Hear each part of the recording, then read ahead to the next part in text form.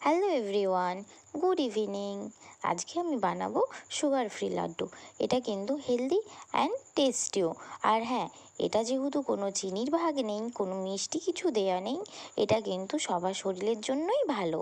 তো তোমরা দেখতেই পাচ্ছ এখানে আমি ড্রাই ফ্রুটসগুলো নিয়ে নিয়েছি। এখানে তোমরা চাইলে বিভিন্ন ধরনের ড্রাই ফ্রুটস অ্যাড করতে পারো। আমি কিন্তু এটা হালকা ঘিয়ের ওপর রোস্ট করে নেব, খুব বেশি রোস্ট করার দরকার নেই।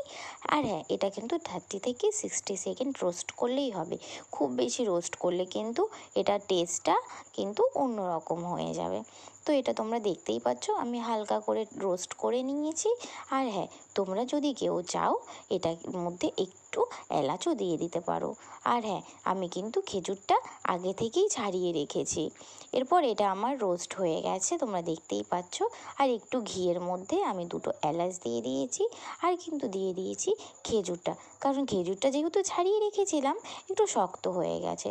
দেন ঘিয়ের ওপর যখন একটু রোস্ট করে নেব, খেজুরটা কিন্তু আবার সেই নরমটা হয়ে যাবে।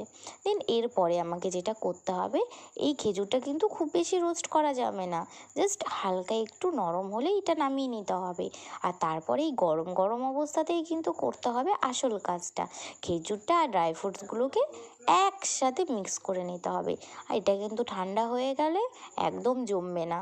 তাই আমি কিন্তু গরম গরমই একদম খেজুরটা আর ড্রাই ফ্রুটসগুলোকে মিক্স করে নিয়েছি। আর দেন তারপরে তো তোমরা দেখতেই পাচ্ছ লাড্ডুগুলো কতটা সুন্দর হচ্ছে। সুগার ফ্রি লাড্ডু, কেউ বুঝতেও পারবে না চিনি নেই, এদিকে খেতেও সুস্বাদু। টাটা।